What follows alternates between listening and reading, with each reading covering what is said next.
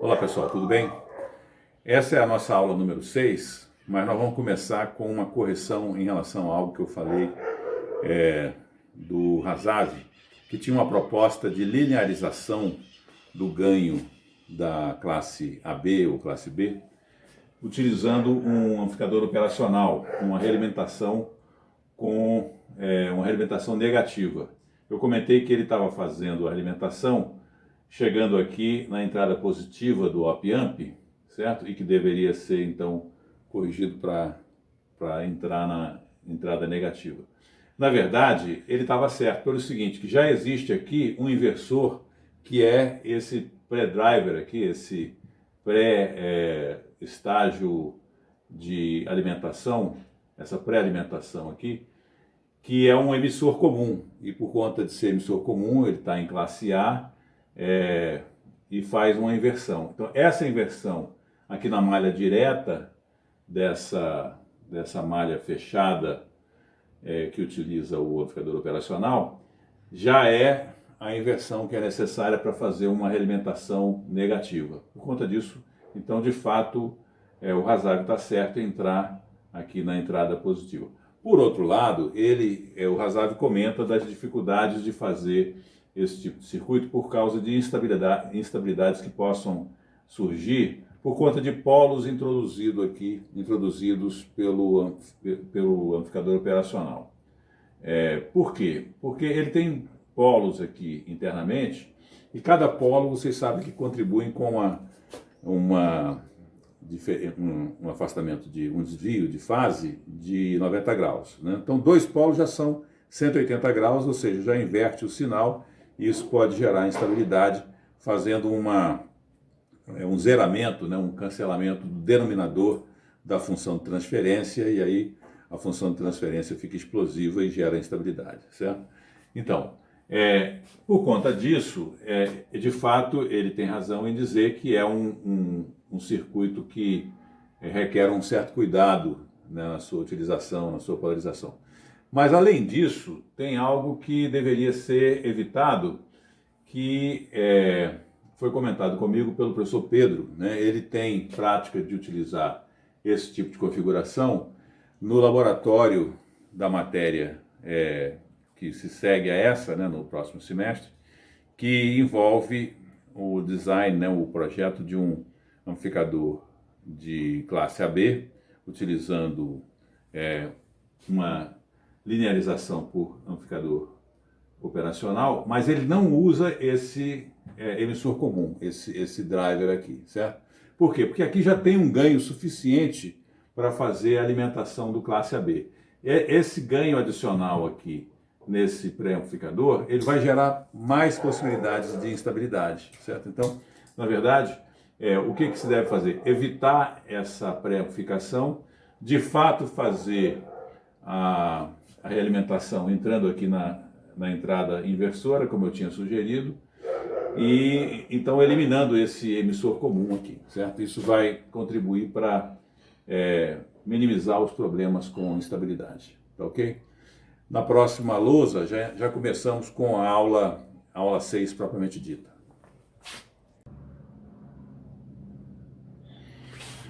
Ok, pessoal, tudo bem? Começamos aqui então agora a parte da nossa aula 6, que se refere à eficiência, numa revisão aqui de classe A. Depois nós vamos ver o que acontece com a classe B e a B, e aí passamos às classes C e D, tá ok? Muito bem, relembrando aqui, a potência na carga é dada pela saída ao quadrado, tensão de saída ao quadrado, que a gente chamou de MPP, né? A máxima excursão de pico a pico ao quadrado, dividido por 8RL. Muito bem. Percebam que a potência na carga, ela cresce como uma curva quadrática em relação à tensão de saída, certo? Sendo máxima aqui quando eu tenho no Vout igual a MPP, né? A máxima excursão de pico a pico. A potência fornecida pela fonte, ela é dada pelo VCC vezes a corrente da fonte, e a corrente da fonte a gente pode aproximar quando são duas contribuições. Uma é o I1, que é relacionado com a polarização da base, certo? Aqueles resistores das bases dos transistores. e o ICQ, que é a corrente de coletor quiescente, no caso de classe A, que fica, o ponto quiescente na reta de carga da classe A está aqui no meio, né? No meio da curva da reta de carga.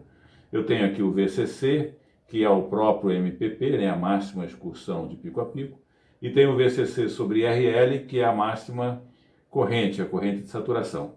O ponto ICQ, que é o ponto de corrente coletor quiescente, está na metade aqui, ou seja, é o VCC sobre 2RL, né? VCC sobre 2RL. Muito bem, e o VCC é o próprio MPP. Substituindo essas duas expressões, desprezando aqui a corrente que é associada aos resistores de polarização da base, nós vamos ter o quê? Nós vamos ter o MPP ao quadrado sobre 8RL, da potência na carga, dividido pelo MPP ao quadrado sobre 2RL, que é a potência fornecida pela fonte. E isso aqui, simplificando, vai ficar apenas em 1/4 vezes 100%, ou seja, 25%. Essa é a melhor eficiência que eu consigo com classe A, já desprezando, por exemplo, perdas nos resistores de polarização de base, etc. Então, não é uma eficiência muito alta, é por conta disso que nós resolvemos, então, passar para essa medida meio radical, né, de ter um ponto quiescente que só vai poder atender a metade do ciclo das senoides que caracterizam o sinal de entrada, e vamos ter que dividir essa tarefa, então, de copiar a senoide em duas partes. Um transistor sendo envolvido com cada uma dessas partes e cada um dos semiciclos da entrada, ok? Melhoramos a eficiência de forma significativa, como nós vamos ver, mas com compromissos com a alta fidelidade, né? Nós vamos ter que fazer alguns ajustes, tivemos que fazer alguns ajustes para melhorar a questão da fidelidade, ok? Ok, pessoal, então vamos fazer aqui a avaliação da eficiência no caso de classe B ou classe AB. Nós temos que a potência na carga tem a mesma expressão, é MPP ao quadrado dividido por 8RL. Mas, dessa vez, nós vamos ter uma situação de corrente de coletor que é diferente. Eu vou aqui também desprezar, né, considerando aqui que a corrente fornecida pela fonte é formada por duas partes, a parte que se refere à polarização da base, né, que é o I1, mais o I2, que seria a parte das correntes de coletor.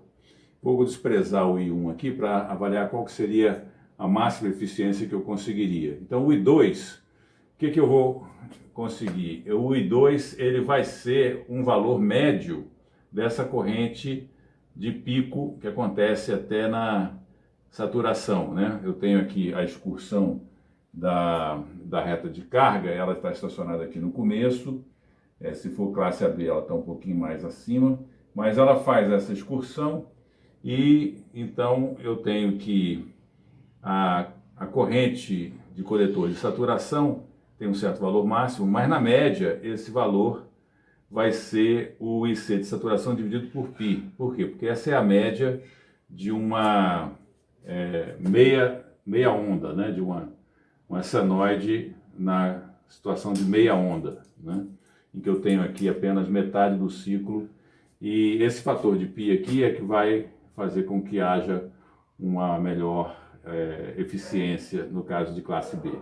Muito bem, se nós considerarmos então a potência PS, que é a potência fornecida pela fonte, eu tenho o VCC, que é a tensão da alimentação, vezes o IS, né, considerando aqui essa simplificação.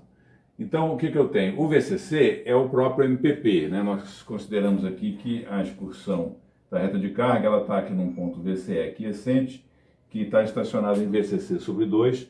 Então, o VCC a máxima excursão de pico a pico vai ser o dobro desse VCC sobre 2, ou seja, vai ser o próprio VCC, né, quando eu tiver as duas partes aqui, dos dois semiciclos.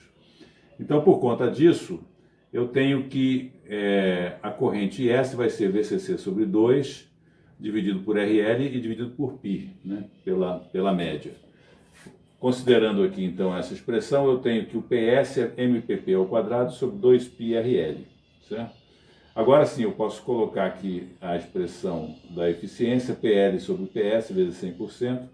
Eu vou ter uma simplificação, o MPP ao quadrado vai sumir, o RL também, eu vou ficar aqui apenas com π sobre 4 vezes 100%, que resulta em 78,5%, ou seja, muito próximo de 80%, que é um valor bastante superior àquele valor de 25% que nós tínhamos no classe A.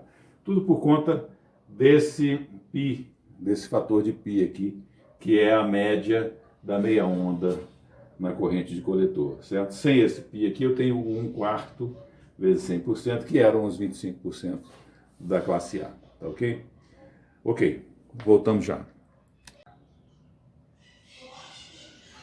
Vamos fazer aqui rapidamente um exemplo numérico, certo? De cálculo de eficiência. Nós vamos primeiro calcular a potência na carga, certo? Nessa configuração de classe AB. Então, calcular o PL. Nós temos um VCC de 30 volts e uma resistência RL de 100 ohms. Então, o MPP é 2 vezes a excursão de VCC sobre 2, que é de 15 volts, ou seja, o MPP é 30 volts. Se nós colocarmos isso aqui na expressão do PL, nós vamos ter 30 ao quadrado sobre 8 vezes 100, que dá 1,13 watts na carga. Para calcular a eficiência, eu preciso da corrente fornecida pela fonte. E nós vamos considerar aqui que a corrente de polarização é um I1 da ordem de 1 mA apenas, certo? O I2, que é a corrente dos coletores, vai ser, na expressão que nós conhecemos, 1 sobre π, VCE quiescente sobre RL, substituindo aqui o VCE quiescente, que é de 15 volts, né, a excursão, metade da excursão do VCC, nós vamos ter então uma corrente de coletor de 47,7 mA. Somando aquele 1 mA da corrente de polarização das bases, nós vamos ter 48,7 mA para a corrente fornecida pela fonte. E aí eu posso calcular o PS, né, a potência fornecida pela fonte, como sendo VCC vezes IS, que vai resultar em 1,46 watts. Fazendo então o cálculo da eficiência, 1,13 por 1,46 vezes 100%, resulta em 77,4%, um pouco abaixo daquele valor que a gente tinha visto antes. Por quê? Porque agora eu estou considerando uma certa potência aqui para polarizar os transistores, né? A corrente de polarização. Ok? Muito bem. Ok, pessoal. Nós vamos falar agora da amplificação em classe C, certo? A classe C, ela é basicamente utilizada em radiocomunicação, particularmente na modulação FM, frequência modulada. Por quê? Porque existe uma distorção realmente extrema no formato do sinal, certo? Como vocês vão ver. Quando você tem uma válvula, que pode ser uma válvula operando com estado sólido, na chamada SSPA, né, o Solid State Power Amplifier, ou então uma TWT, uma Traveling Wave Tube Amplifier, esses amplificadores de potência utilizados a bordo de um satélite para iluminar uma região da Terra, eles precisam operar com a maior eficiência possível, porque eles estão pegando energia que eles geram a partir de células fotoelétricas da iluminação solar.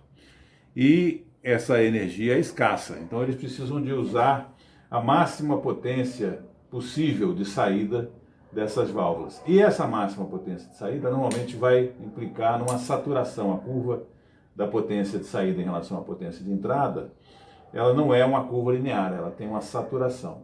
O ideal seria que eles estivessem utilizando aqui no máximo da potência de saída, mas aí existe um compromisso, porque esse máximo da potência de saída vai gerar uma grande não linearidade, né? E quando eu tenho mais de um sinal passando pela mesma não linearidade, o que vai acontecer é um acoplamento cruzado entre esses sinais que vai gerar o que se chama de intermodulação, ou seja, vai sujar o espectro, né? Eles vão gerar uma série de produtos de intermodulação que vão simplesmente levantar o nível de ruído. É um ruído gerado pelos próprios sinais por conta dessa não linearidade. Para compensar isso, parcialmente, eles utilizam normalmente um back-off, que é um afastamento em relação à potência máxima de saída, tipicamente da ordem de 10 dB, certo? Melhora um pouco a questão da linearidade e da redução da intermodulação, certo? Muito bem, mas vamos ver o que acontece aqui. Se eu tivesse aqui, considerando as retas de carga que eu tenho no classe A, que está aqui no meio da reta de carga, certo? Considerando aqui VCE versus a corrente de coletor, as classes B e AB, que estão aqui no comecinho, no pé da montanha aqui da reta de carga, a classe C ela vai estar lá embaixo, fora dessa reta de carga. Ou seja, o que acontece? Se eu tiver aqui uma senoide, né, percebam que a senoide ela vai estar carregando a informação nos cruzamentos de zero, porque se trata de uma senoide modulada em frequência ou em fase. Mas eu não tenho, então, muita preocupação com a questão da amplitude. Então, o que acontece é que eu vou amplificar apenas a parte realmente de cima aqui dessa senoide, vou desprezar toda essa parte aqui de baixo, isso aqui vai ficar perdido, né? Não vai ser amplificado, porque vai estar fora completamente aqui da excursão da corrente de coletor, certo? Ele só vai conseguir excursionar aqui dentro quando ele chegar nesse nível, que está bem acima do nível médio. Vamos supor que o nível médio da senoide esteja aqui abaixo, certo? Então ele vai realmente amplificar só essa parte que está marcada aqui em vermelho, e considerando que a informação está nos cruzamentos de zero, isso não vai gerar nenhum prejuízo, nenhuma perda de informação, certo? Isso é muito comum não só em comunicações de satélite, mas também em comunicações de rádio terrestres. Só para dar aqui um exemplo, nós temos aqui um uplink e um downlink, né, numa ligação com um satélite que esteja possivelmente em órbita geoestacionária. Ele está estacionado aqui a 36 mil quilômetros de altitude, a altura dessa órbita geoestacionária. E eu tenho aqui algumas possibilidades para as frequências do uplink. Tipicamente, se for classe C, eu teria 6 GHz na subida e 4 GHz na descida.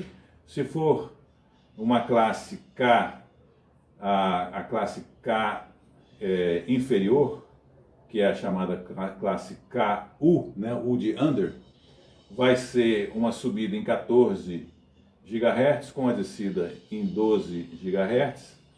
E se for uma classe KA, né, K above, nós vamos ter a subida em 30 GHz e a descida em 20 GHz. Um mnemônico aqui para lembrar qual que é a que sobe e qual que desce. Em geral ele sobe na maior e desce na menor, certo? E aí lembrando que tem essas faixas aqui, classe C, K under e K above, né? Temos essas frequências aí.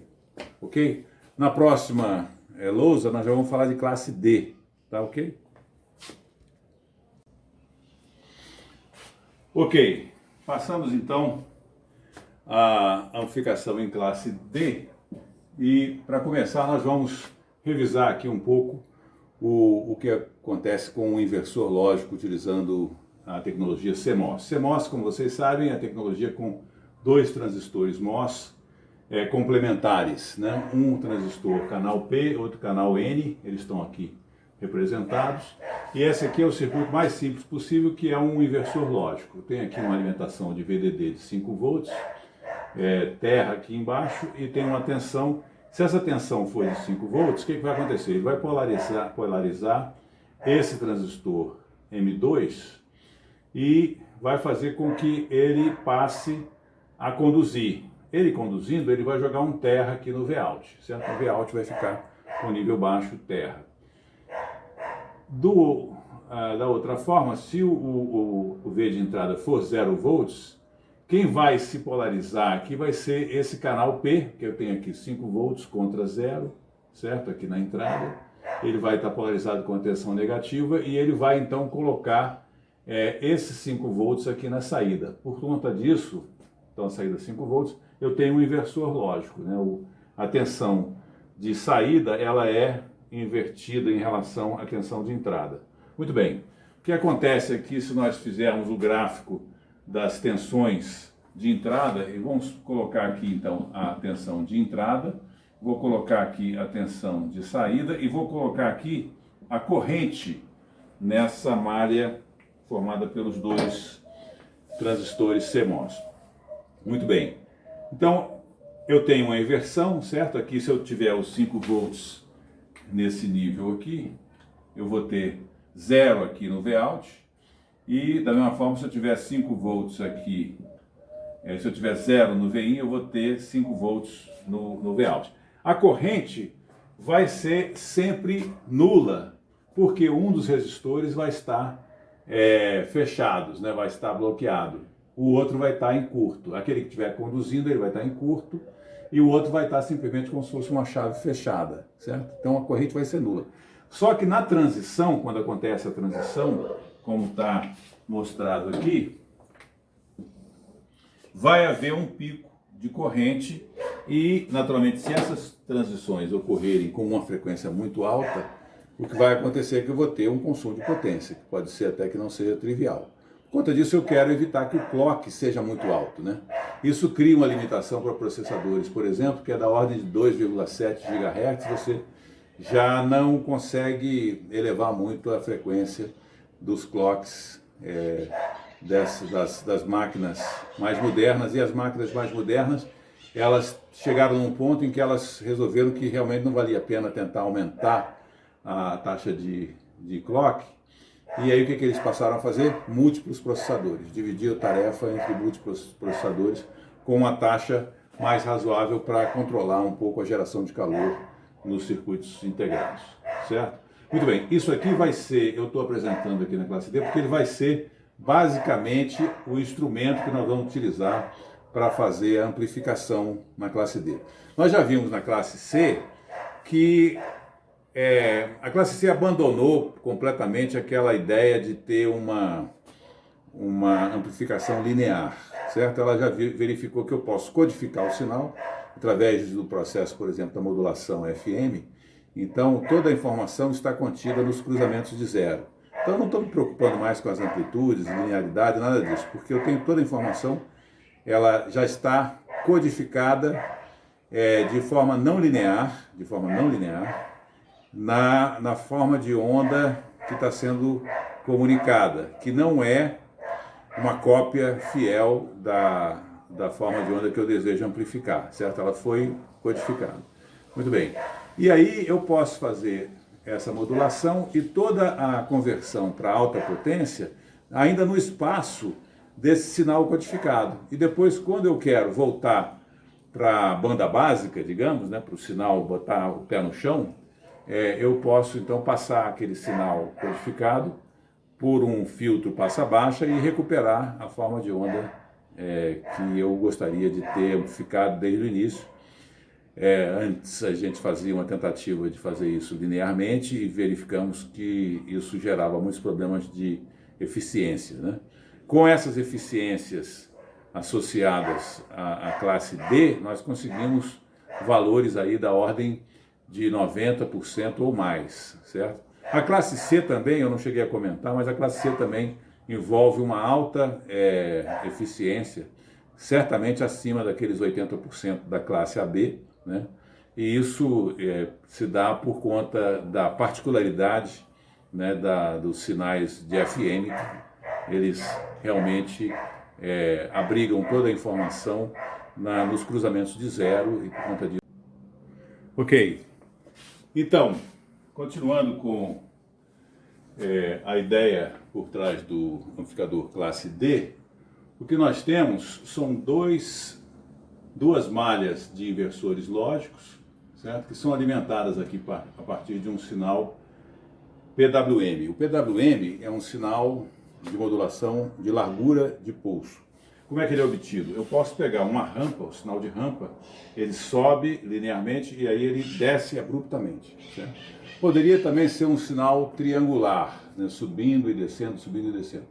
Mas é mais comum que se utilize um sinal de rampa que sobe linearmente e depois desce abruptamente, numa frequência bastante superior às frequências envolvidas na amplificação do sinal de áudio, por exemplo, que se deseja amplificar, né? Por exemplo, se nós estivermos aí com um sinal de áudio que tem uma frequência máxima, né, da faixa audível de 20 kHz, vamos considerar que essa frequência da rampa seja de 10 vezes superior, ou seja, 200 kHz.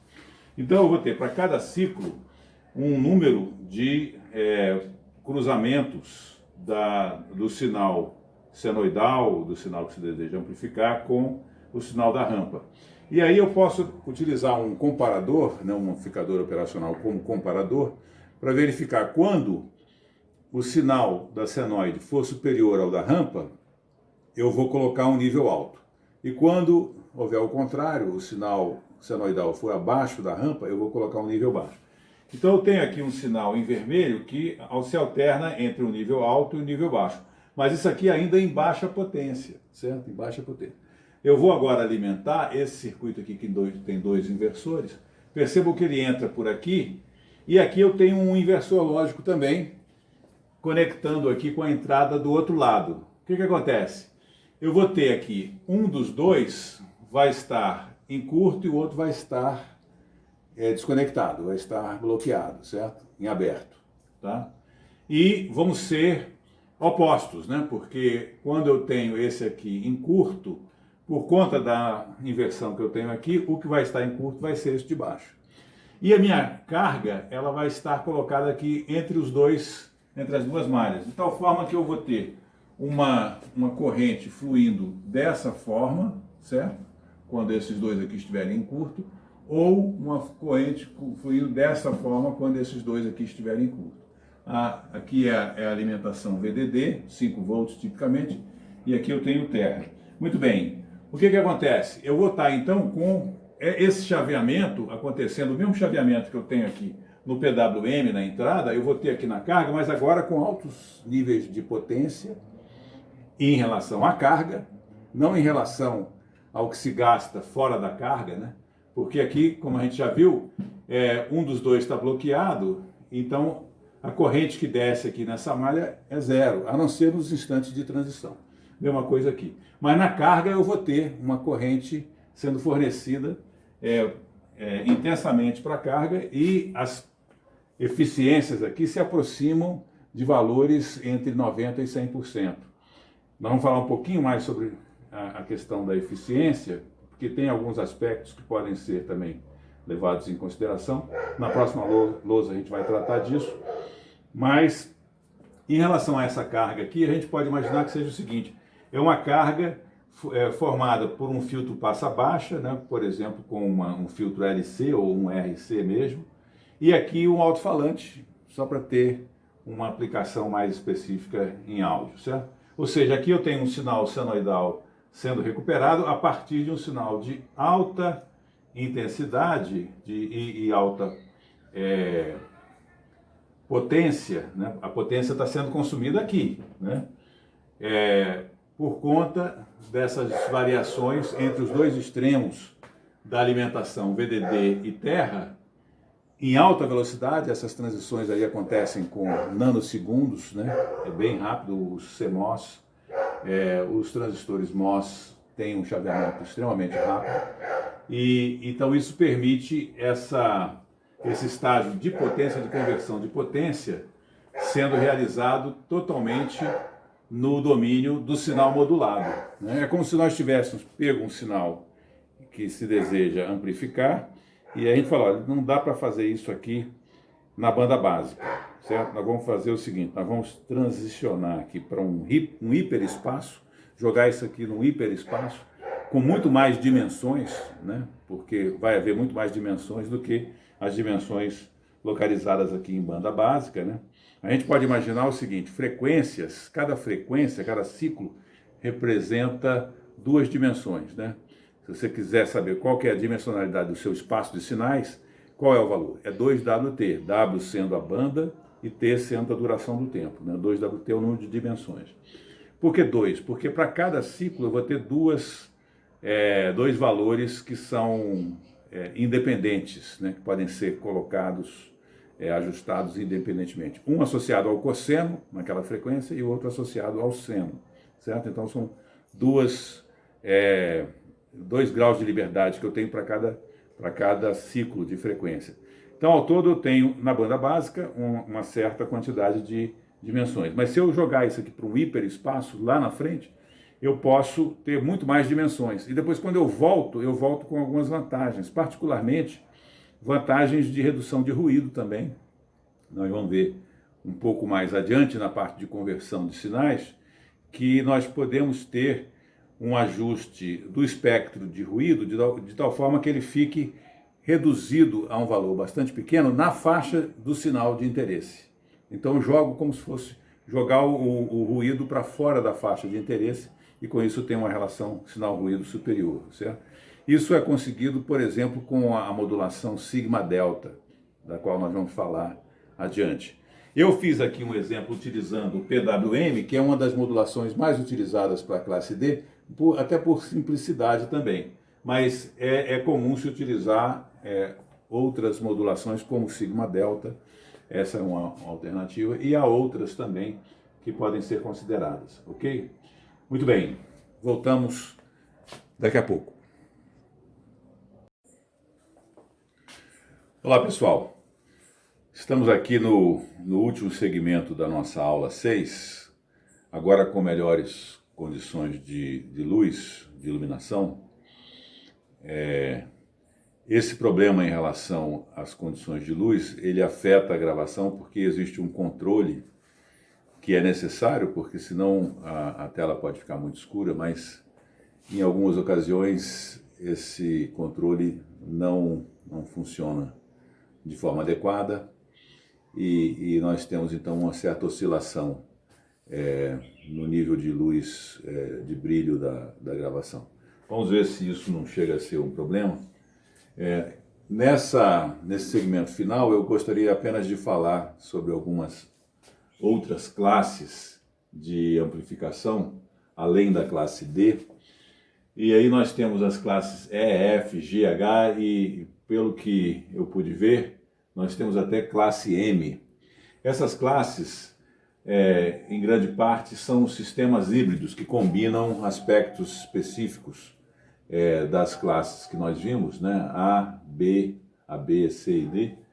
E muitas delas são, na verdade, sistemas proprietários desenvolvidos por empresas que, se forem utilizados comercialmente, vão requerer um acerto de patentes, né? De cobranças de direitos de propriedade.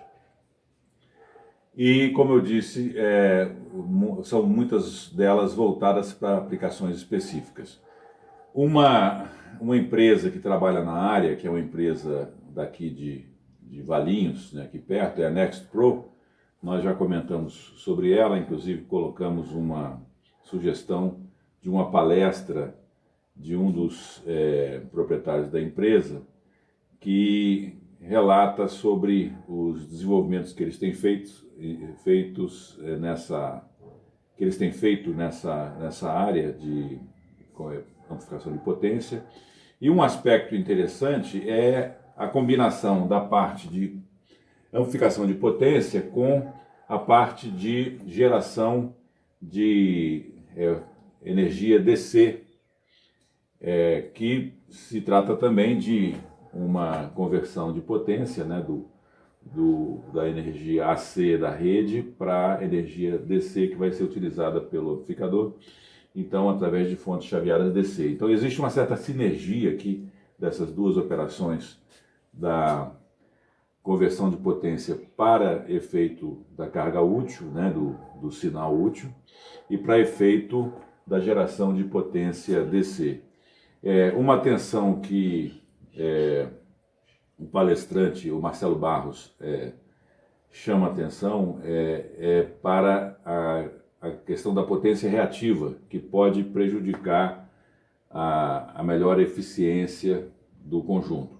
E para isso faz-se então uma uma correção do fator de potência que tende a ser algo inusitado até, porque é um fator de potência que tende a ser elevado e que prejudica a eficiência do sistema. Quando esse fator de... Ok, eu comentava que quando o fator de potência é devidamente corrigido, nós podemos ter eficiências que se aproximam de 100%. Muito bem, esse é o final da aula 6. Na próxima aula, aula 7, nós vamos tratar de conversão de sinais de digital para analógico e analógico para digital. Ok? Nos vemos.